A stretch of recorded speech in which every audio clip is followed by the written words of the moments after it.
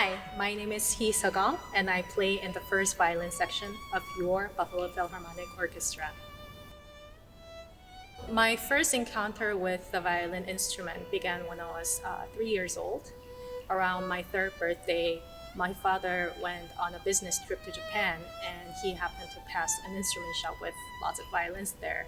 And he saw this very tiny, itty bitty sized 1/16th violin, and he thought that would be really cool to give it to me as a present. So, if you don't have an idea how small a 1/16th violin is, you start from down from the full size violin, which I'm currently holding, then you go down to 7/8, 3/4, a half size, a quarter size, an eighth size, and then 1/16. So it's a very tiny instrument. There's also 1/32 instrument, by the way, but it was very tiny.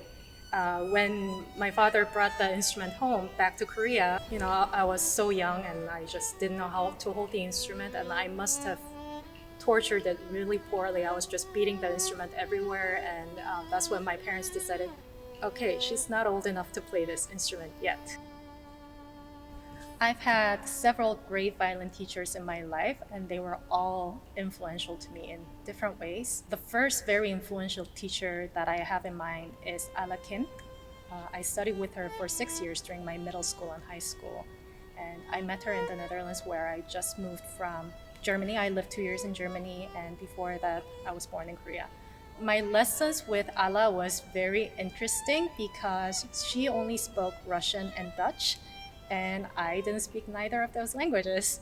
So there was a lot of body language involved, there was a lot of playing involved. So that was very interesting to me, and that's the time when I first really realized that music is a universal language. We didn't need an actual speaking language to discuss the sounds or musical ideas. She is also the teacher who eventually made me realize that I want to become a professional violinist. So the violin that I'm currently playing on is a modern instrument made by a maker, Antoine Nedelec.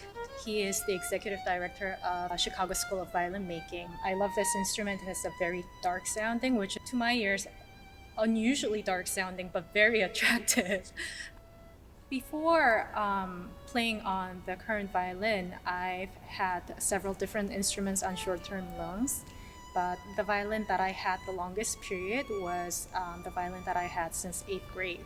I played this violin since 8th grade through end of my grad school. I even auditioned with this instrument, so this instrument has a very sentimental value. Here's my violin. The picture was taken when it went under restoration. It's a very old, 300 years old violin. It's a German violin, and you can see a little label here. But with the violin came an original tailpiece, which has a very cool engraving. It has this star and has a circle around it, and also outer circle there are like many different dots, and it looks really beautiful when you look close up. I don't know what this star represents, to be honest, and I still need to find out about it. I would love to find out the history about it. I did bring the violin to many different appraisers, but we couldn't quite find the history yet, so it's still to come, but I would love to find out. I joined the first violin section of the BPO in the fall of 2016, and on my very first day, my first impression of this orchestra was everyone is so friendly and they all made me feel so welcome. On the very first concert, I was obviously very nervous, but at the same time, I was very impressed with the energy and excitement that the orchestra showed. The first concert, it was such a shock to me that everyone was just having fun without worrying about playing things perfectly or making mistakes. So since then, I learned a lot, and I learned to enjoy the music more without worrying.